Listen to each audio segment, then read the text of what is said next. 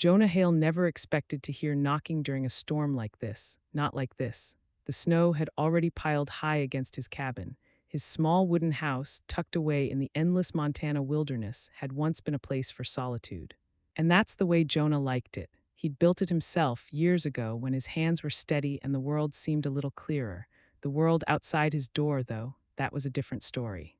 Outside, the wind howled like it had all the time in the world, the kind of wind that gnaws at your bones, the kind of silence that settles inside you, pushing its way into your heart. Then it came.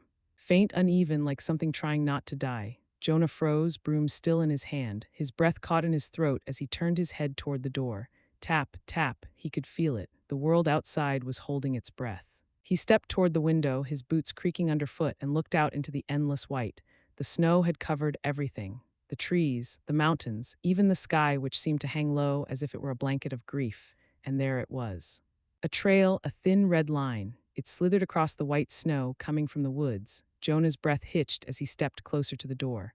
Blood. Jonah felt his heart flutter, that old uneven rhythm it had known ever since his heart attack 2 winters ago. He set the broom down and moved toward the door.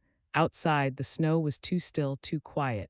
The only sound was the gentle brushing of pine needles against the roof, but there on his porch was a creature. A young wolf, small, its ribs sharp like the twigs it dragged itself across. One paw twisted, caught in a rusty, cruel trap. Jonah stood frozen, eyes locked onto the wolf's amber gaze. The wolf's eyes weren't wild, they weren't feral. They were pleading. He had seen plenty of wild things in these woods, elk, coyotes, even the occasional bear sniffing through his compost, but never anything this close, never anything that came to his doorstep asking for help. The wolf's chest rose and fell slowly, shallow breaths. Jonah stepped back, his mind split in two. One half of him shouted, "Leave it, let nature take its course." The other whispered, "Help her." Jonah reached for the door latch. But before he could open it, a voice broke through the still air. "Don't you dare, Jonah." It was Roy Bowen, his neighbor, big, red-faced, always carrying that harsh, practical tone. "That's no stray dog. You touch that thing, you'll regret it." Roy's voice was thick, like he had seen too many wild things that weren't worth saving. Jonah stood still, his hand frozen on the latch. He looked down at the wolf, the gentle rise and fall of her sides. Her eyes still locked onto his, pleading in ways words never could. "She's dying," Jonah said, his voice quiet, almost broken. "Then let her," Roy barked. "That's how the wild works. You help her, she'll wake up and tear your throat out. Or worse, you'll bring disease into this whole valley. Use your head, man." The wolf tried to lift her paw. The trap snapped tighter. A faint whimper escaped her, not a growl, not a snarl. It was something softer, something that didn't sound like a predator at all. Jonah stared at her. The sound hit him somewhere deep, a place that still remembered another sound years ago. It was the same kind of whimper. Max, his dog, bleeding out by the ridge after poachers mistook him for a coyote. Jonah had done nothing then, nothing but watch, and he had hated himself for it. Now here it was again, that same look, that same silent plea. Only this time it wasn't a dog. It wasn't anything Jonah was supposed to care about. The broom clattered to the floor. Jonah stepped outside onto the porch, his boots crunching in the snow. The cold bit through him, but he didn't care. The wolf didn't move. She just pressed her head weakly against the toe of his boot, her eyes still locked onto his, desperate but trusting. Jonah knelt beside her, his knees stiff from years of labor. His hand reached out, shaking slightly. It hovered above her fur. "Easy now, little one," Jonah whispered. "Easy." Jonah carefully slid his hands beneath the wolf's fragile body, feeling her warmth through the blood and the mud. The weight of her felt like carrying the world's burden, but he didn't hesitate. She had come to him for help, and he was going to give it. He moved her carefully, wrapping her in an old flannel blanket that still carried the faint scent of his late wife, Lena. Her scent was the only thing that made the cabin feel less empty. He didn't care if this wolf was wild. He didn't care if it was against the rules. "Just hold on, little one," Jonah whispered, his voice hoarse as he placed her gently in the passenger seat of his old truck. The truck sputtered to life, the engine reluctant, like it wasn't sure if this was a good idea either. The drive to the vet clinic was long, winding through the dense trees that had witnessed the passing of countless seasons. Jonah kept glancing over at the wolf. Her breath was shallow, but it was there. The clinic was small, a sterile, fluorescent-lit space that smelled like antiseptic and hay.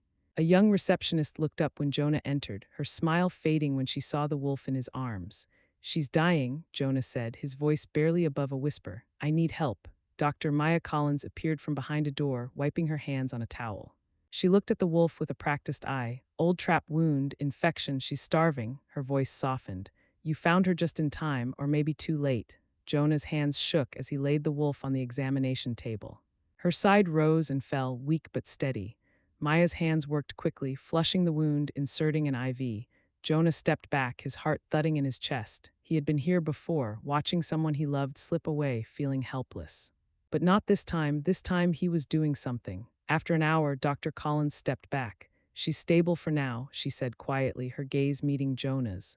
But you know what this means, right? She's a wild animal. Legally, I can't keep her here.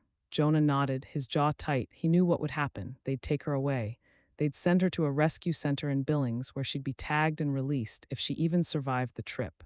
He'd seen it happen before. No, Jonah said softly, his voice breaking. She's staying with me. Jonah drove back home with the wolf, now wrapped in warm blankets, nestled against the seat. The storm had passed, but the air was still cold. When he returned to his cabin, he set the wolf down gently by the hearth where the fire still crackled. Her breathing had slowed, steady now, but weak. Jonah sat next to her, his eyes never leaving her fragile body. He wasn't sure what he was doing, but he knew one thing. He wasn't going to let her die alone, not like Max had. Days passed. The wolf, whom Jonah had named Ash, grew stronger. Her wound healed. She started to move more, her golden eyes following Jonah everywhere he went. There was a trust between them now, fragile but real. It wasn't long before the local wildlife rangers came, knocking on Jonah's door. They had heard about the wolf. They had orders to take her away. Jonah knew it wasn't legal to keep her, but he couldn't let go, not again. For a week, he kept her close, watching as she grew stronger, her movements more fluid. He had come to love her in a way he never expected. She wasn't just an animal to him anymore. She was a living being, a soul who had asked for mercy, and he had given it. Then one morning, after a long night of snow, Ash was gone. She returned, this time with 3 pups at her side. Jonah stood on the porch, watching Ash and her pups disappear into the trees, her golden eyes meeting his one last time. A look of gratitude, a silent promise, and for the first time in years, Jonah didn't feel alone. As the sun set over the snow-covered valley, Jonah whispered softly to himself, "Thank you, Ash, thank you for coming home."